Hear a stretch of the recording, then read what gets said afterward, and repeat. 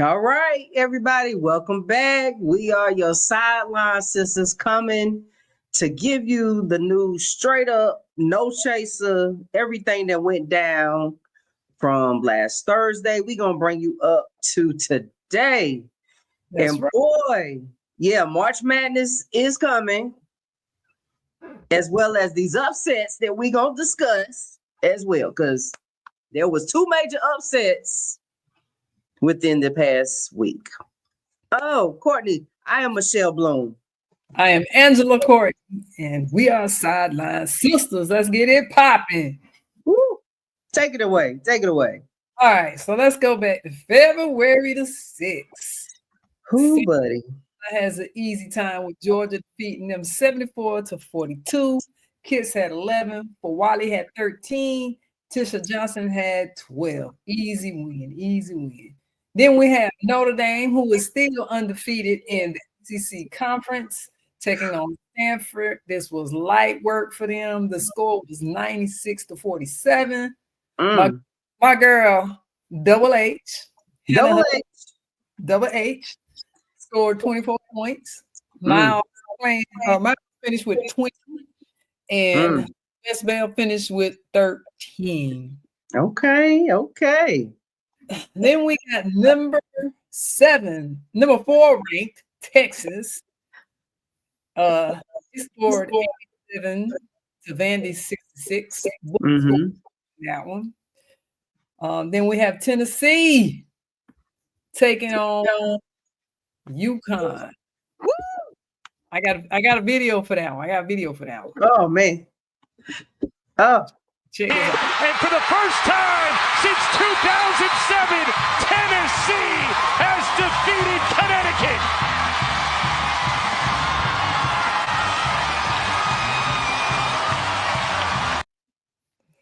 Yeah.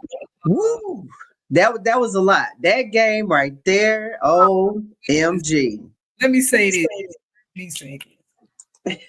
Tennessee played like a contender that night.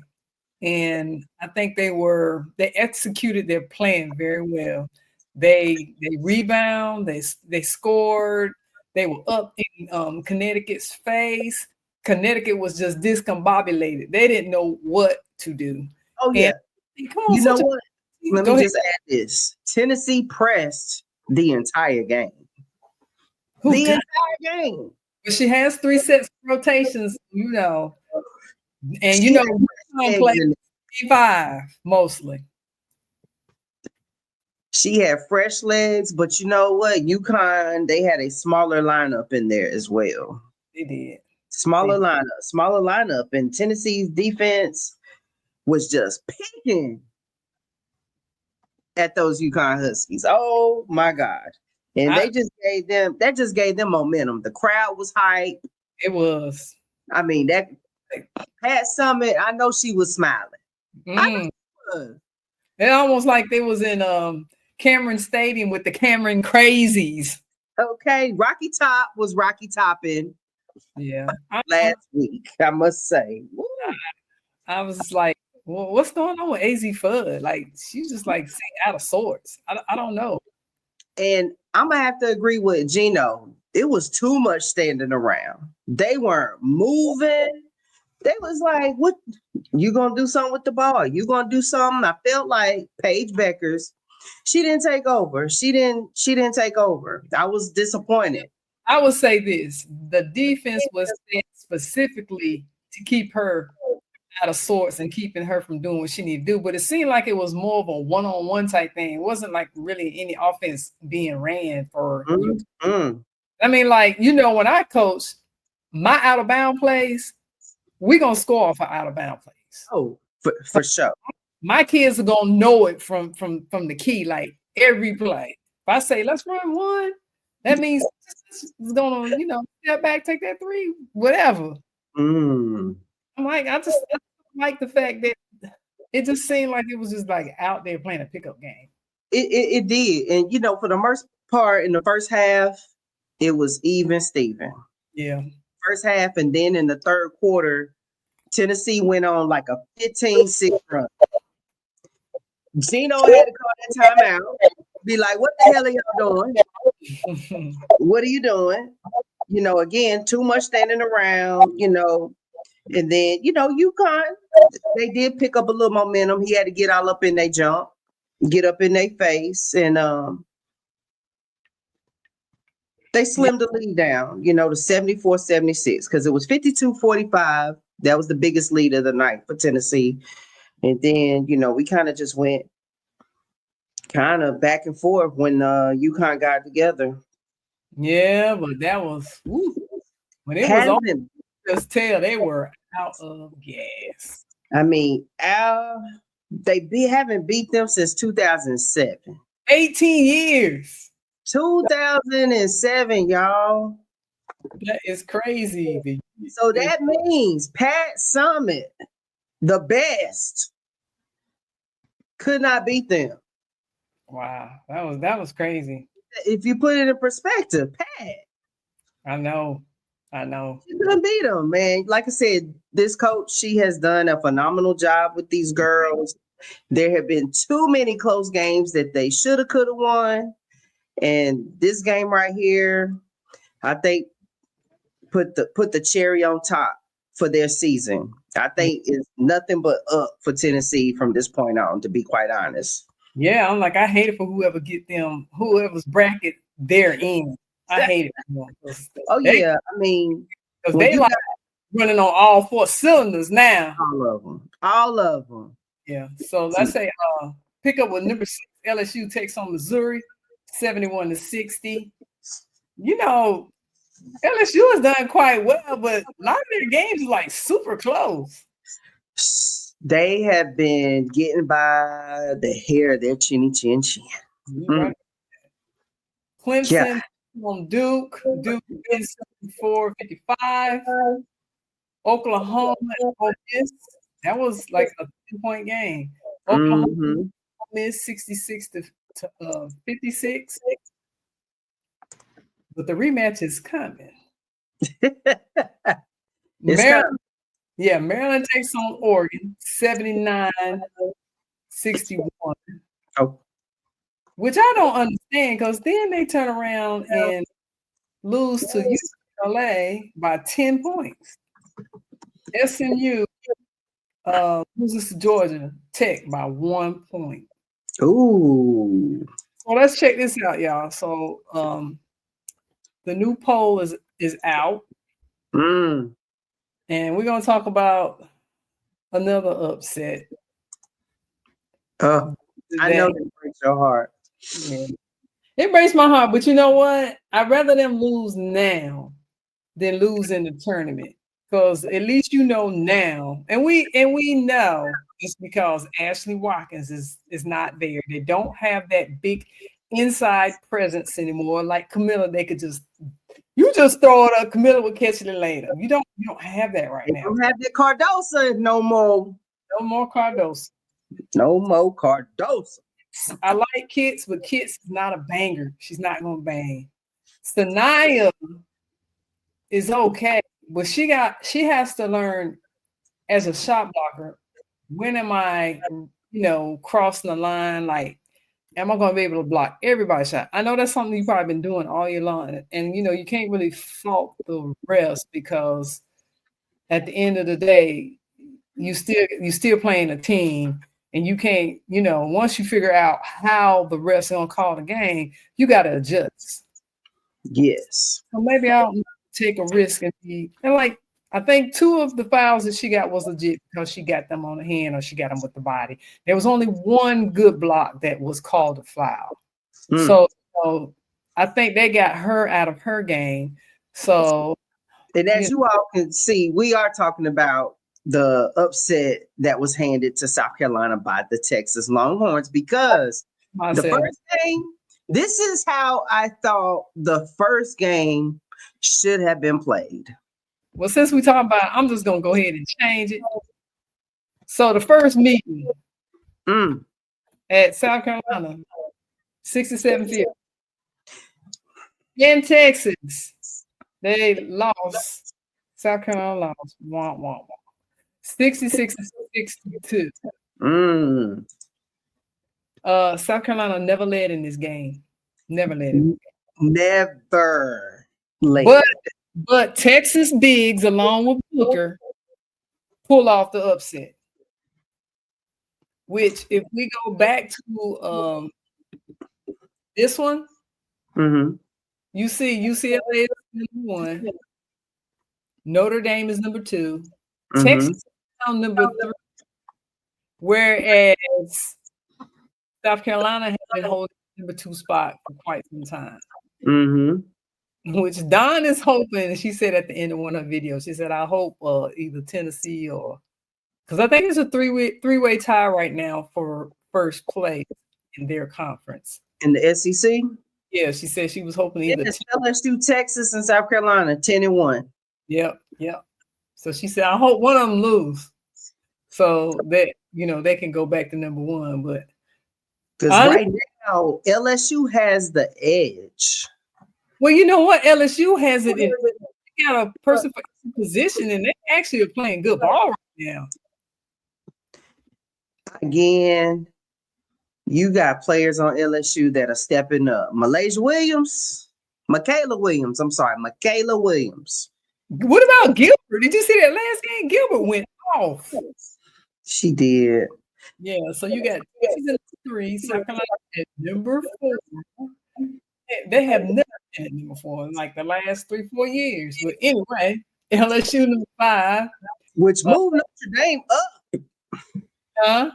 That moved Notre Dame up. Yeah. And USC, UConn, Kentucky, who recently just took an L, but we'll talk about that. Ohio State, NC State, TCU is a solid 11, North Carolina at 12, Duke at 13, Kansas State at 14. Tennessee is holding 15, but you know what? I think whoever they play next, if they can get a couple more wins, they can move up the slot a little bit. Hopefully. Oh, they're going to move up. Yeah. This right here just shows you it's anybody's game. It is. This Final Four decision, all I know who's holding steady is UCLA. They holding steady. Notre Dame has a good chance. Those two right there, I definitely see in the Final Four. Yeah, I would say pretty much that Notre Dame and South Carolina are quite similar, although South Carolina has a little bit more height, and Notre Dame has inside presence.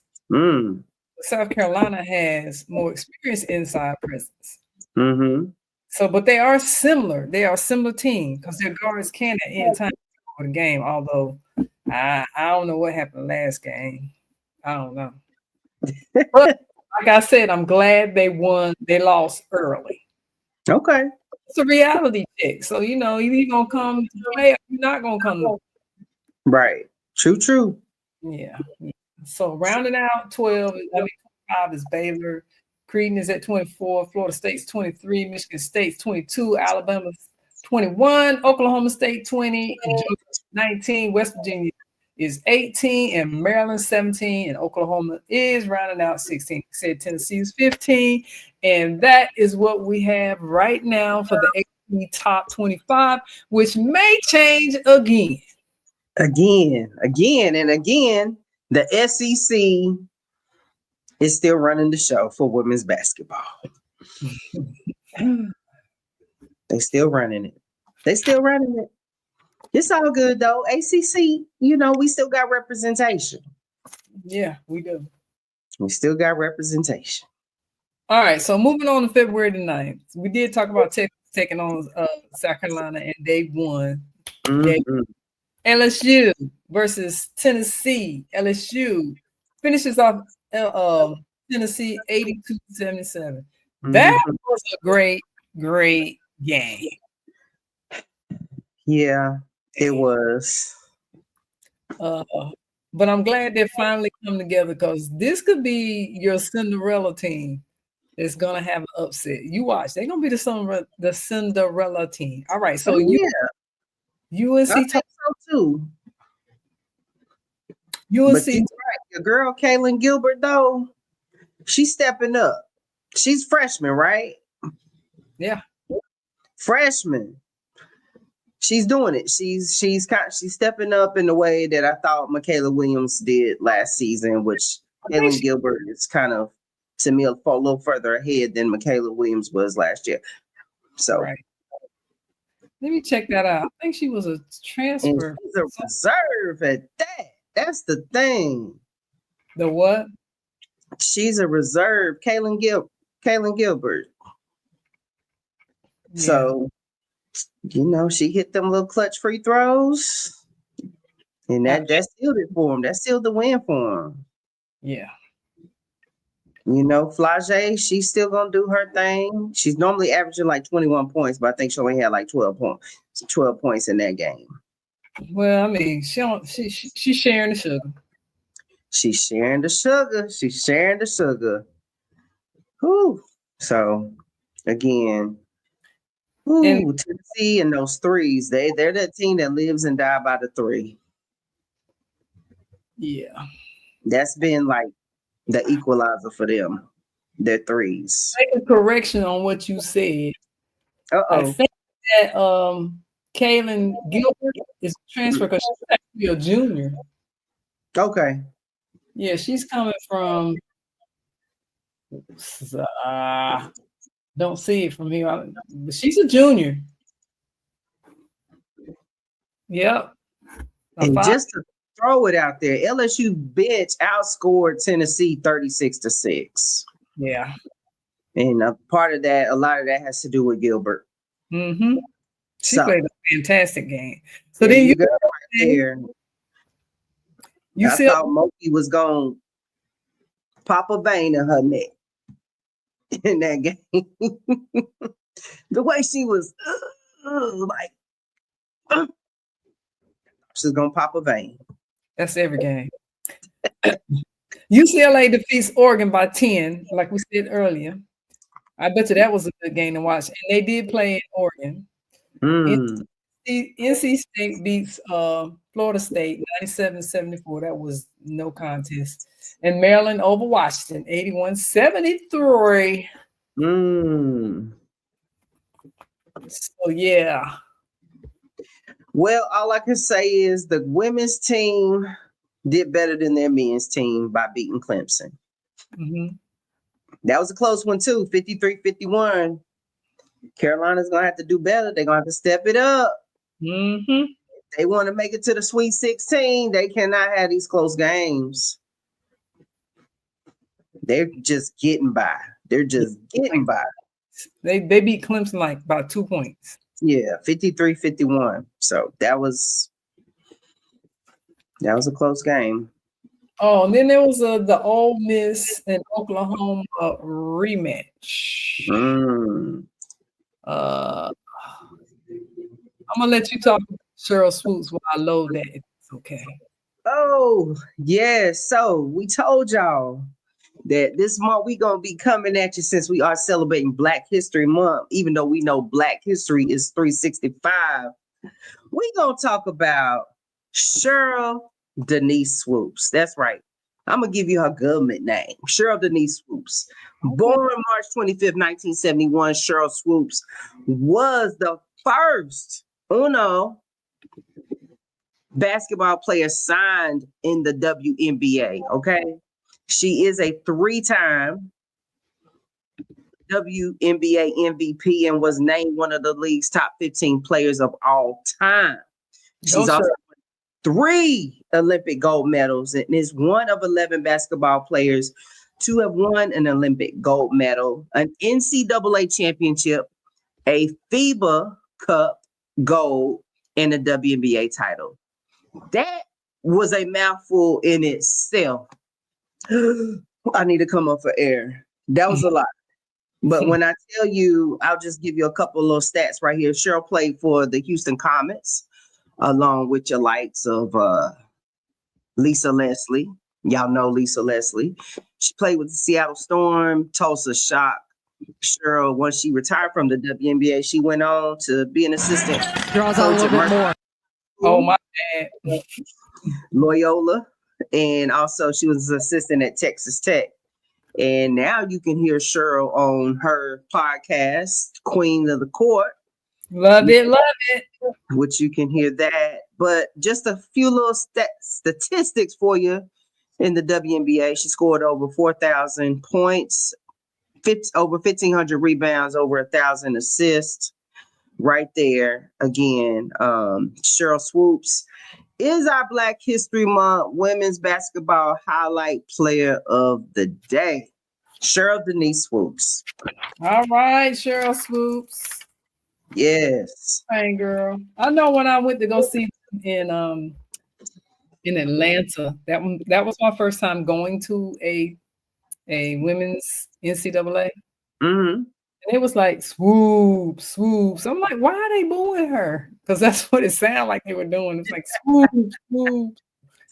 They said, oh, they're saying swoops. I was like, oh, okay. Okay. All right. Well, one more game I forgot that I almost messed up your stuff with was the Auburn versus Oklahoma game.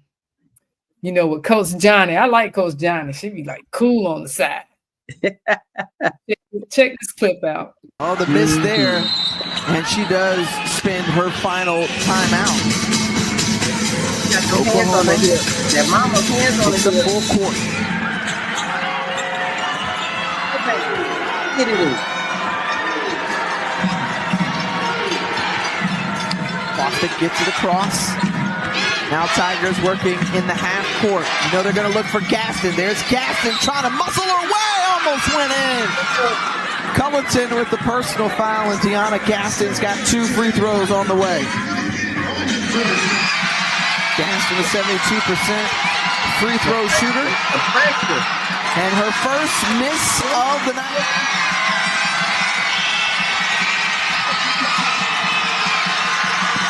She knocks that one down. Gaston has outscored Oklahoma by herself in this fourth quarter, 14-13. That free throw even at 71.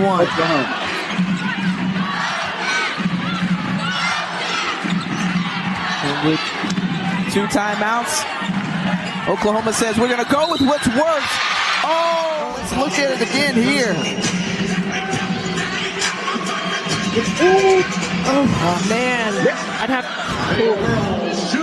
I mean, she's got such quick hands. From that angle, it looks all ball. That's a tough call for Boston.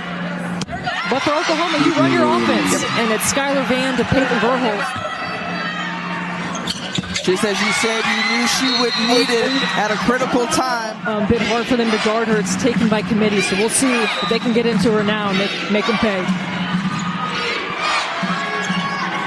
They get it to Gaston. Gaston with a tough shot gets it up, and that's not going to fall. Oklahoma survives the scare. Now, that coach could have drew up a better play than that. Yeah, Come on now. I think I would have had 2 down low, 1 on each side, 1 driving to the middle. But who am I? Oh my goodness. That was a good game. Yes. Wow. Coach had her hands on the hips. Hands on the hips. Yep. Goodness gracious. So that was your rundown from Thursday to Sunday, which those are the days to where you have majority of your, I guess, well-watched basketball games. Yeah, that game was from last night that I just showed you the clip of. Mm-hmm. Yeah. And now, you know what time it is, folks. You know what time it is. I've been hyping this league up. They should know by now. They just need to bring me on down to Miami. They should just bring me on down. Us. They should bring me on down. All right, y'all. We talking about Unrivaled. So let me just catch you up to speed. Unrivaled has taken a break in their 3v3 to bring you their 1-on-1 challenge, basically. So pretty much 30 of the 36 players are competing 1-on-1 for a prize purse. Okay, the total prize pool is $350,000. Now, not gonna add that each player is at least getting $250,000 a piece just to be a part of this unrivaled league. But there's a prize pool of $350,000. And how this is broken down is between the 30 players, you have 5 teams of 6 broken into pods. You have like a pod A, a pod B, a pod C, and so forth. And so your teams, they play one-on-one against players. So this $350K is split among the winner. The winner takes home $200K. All right. On top of your salary? Each clubmate of the winners receive $10K. Okay. So if you're on my team, I win the big thing, I'm gonna automatically get $10,000. Whether the runner-up receives $50K. $50K. Oh wow. Semifinalist receives $25K. And that's for each player that does not advance. Total of $50K. So like I said, your players will put into pods, they play their games. Again, $200K for first place, second place, $50K, and then for the 2 semifinalists, you get $25,000 each. Okay, $25,000 each. And so this tournament got underway. Yes. I got a question. Mm-hmm. I'm gonna tell you, why did they match up the bigs against the guards? That didn't make sense to me. So how they did this, folks, was they allowed people like you and I who are fans to rate players, okay? And so they rated players, each player is 1 through 6. They got the rating, they went from there. And as you can see on night 1, the pairings, who was defeated has been eliminated, and you see them in red. This is just how the ball bounces. However, as you see, Nafisha Collier, Shakira Austin, Kalia Cooper, Ryan Howard, Skylar Diggs, Alicia Gray, and Rakia Jackson. They advanced, okay, on day 1. Now, tonight, which is showtime, they already playing. These are your lineups for tonight, okay? Alicia Gray, Kalia Cooper, Ray Burrell, Jewel Lloyd, all of that. Now, I will disclose that there were about a few players who were unable to play because they sick. Y'all know with some stuff going around. So unfortunately, some players had to be removed just for, health safety concerns. Right. So unfortunately, like Alyssa Thomas, Mabry, McBride, folks that you want to see. I thought Alyssa was hurt. Some people are hurt and some people are sick. Okay. So these are your day 2 games right here. Okay. So a couple of good little matchups. Alicia Gray and Kalia Cooper. That should be a good matchup. Rakia Jackson and Nafisha Collier. That's a matchup I want to see right now. So I know we're gonna be wrapping up soon, so I can check that game out. Yeah, that. Skylar Diggins and Enrique. Ooh, that one. Now I still think Skylar will pull it. Thanks. I don't know if Enrique to guard Skylar. I ain't never seen her play defense. I'm not saying she can't, but I right. And then you got Dejanay Carrington and Satu Sabale. She just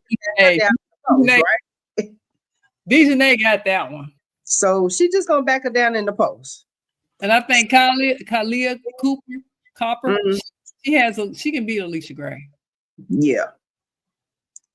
So again, that's what's going down right now. The championship game actually will be played on V-Day, Valentine's Day. That is on Friday, y'all. So that's going to be interesting. And, because of this league, a lot of players that were free agents, unrestricted agents, have been picked up and signed by teams. And, we'll talk about that in the next episode. But again, we knew this league was going to bring out and show who can play defense and who cannot. But not only that, being able to play one-on-one is a skill, honey. It is. I was queen of the court in my backyard. You didn't want to come to my backyard. I'm just telling you. I was running. You was fouling. You was fouling the whole time. You know it. Oh my goodness, y'all. But yes, that is a wrap for Unrivaled. Who we got coming up this week, Courtney? We got some big games coming up. You know what? I have not looked. But give me a second. I mean, we got Duke and Wake Forest. They're playing on Thursday. Louisville at Florida State. Auburn, Tennessee game. That could possibly be a decent game, perhaps. But like I said, I think, Tennessee lost to LSU. However, I just still think they're going up. Auburn is at Tennessee on Thursday. Texas has one. That's going to be a good game. Mm-hmm. That's at 7. Florida, and that should be an easy one for South. Should be.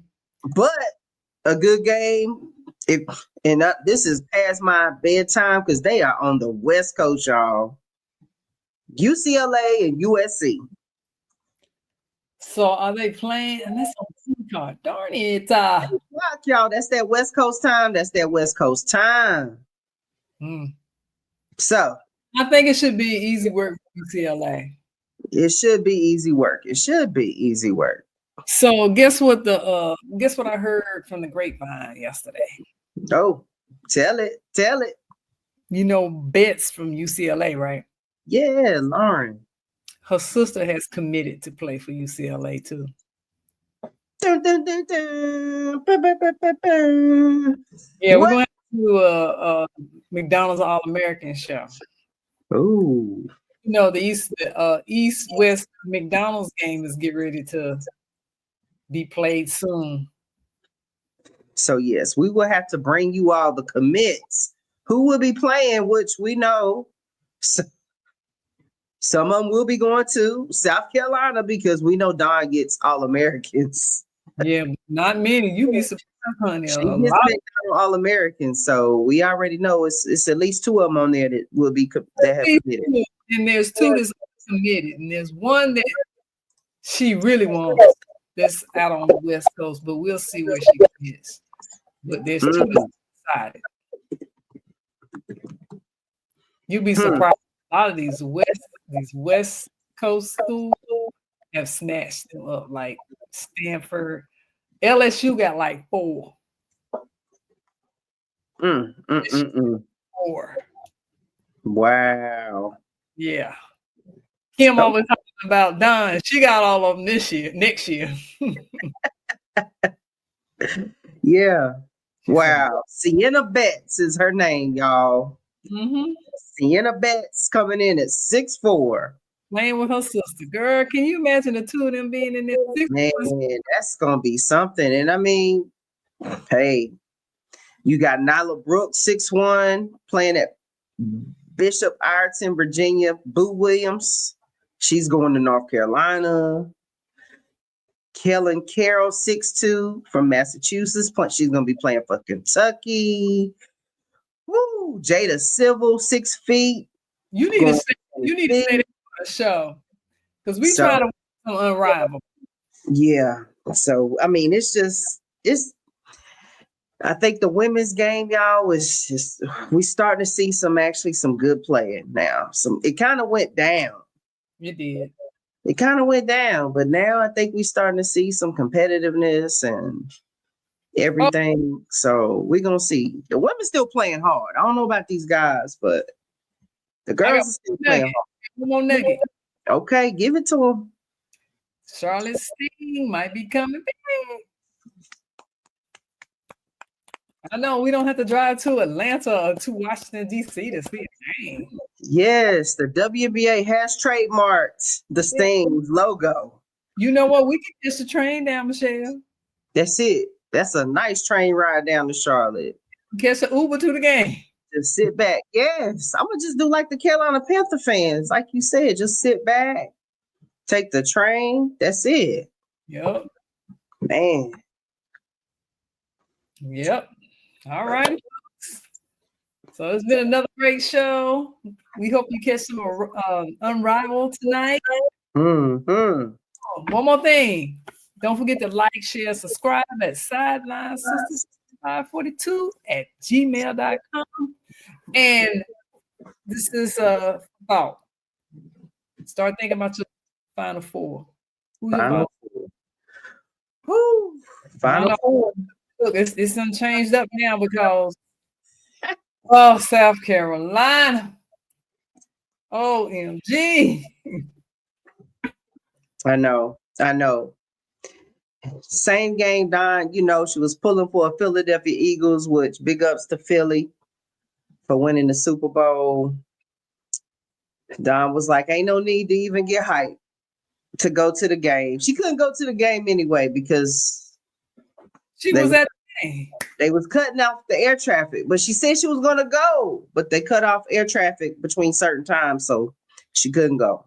Because you was at the game. So anyway, folks, y'all didn't hear that. Our tax dollars.